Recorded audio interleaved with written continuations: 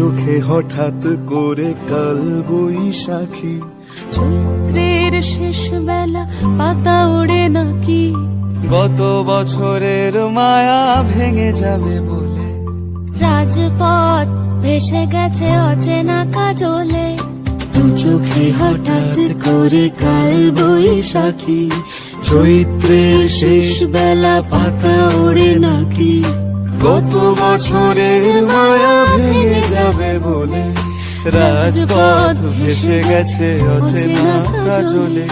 তুমিও অঝরে তাকে শুধু ভালোবেসো, এসো হে বৈশাখ, এসো এসো, এসো হে বৈশাখ।